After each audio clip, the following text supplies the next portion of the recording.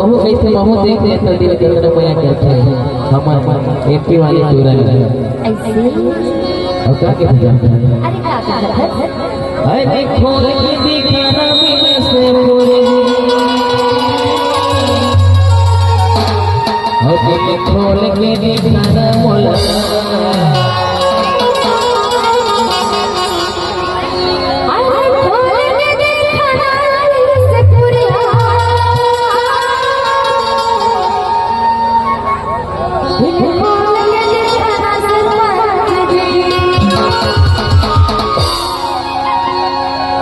तो हमारे सर पर भी ये क्या कहते हैं अरे खोल के दिखाना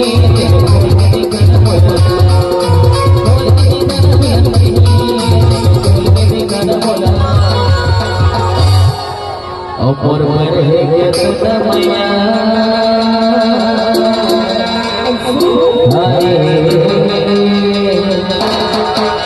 और पर है के तमया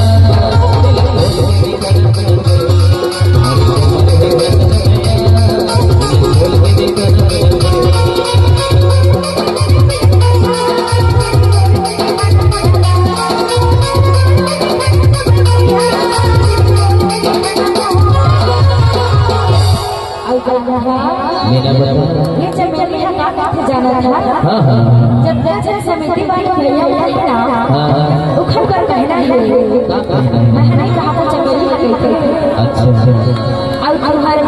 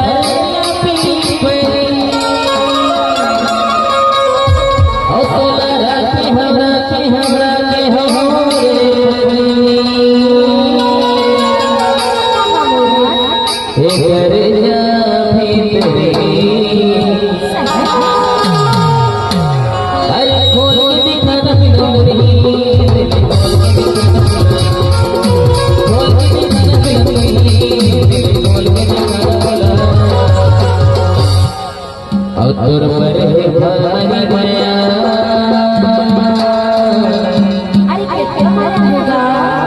अरे पर है और पर है भारी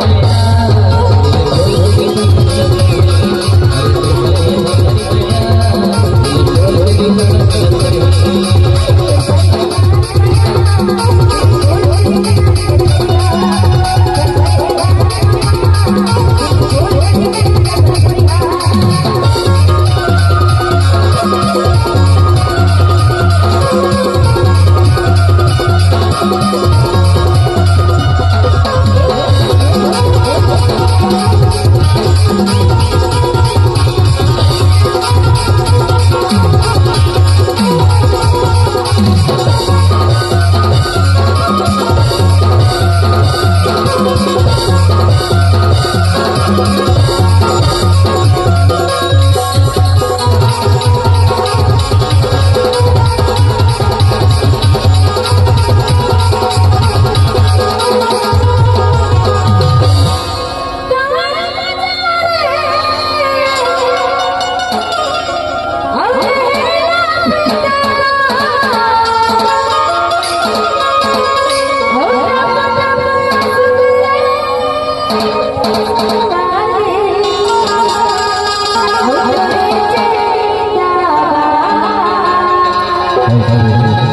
असना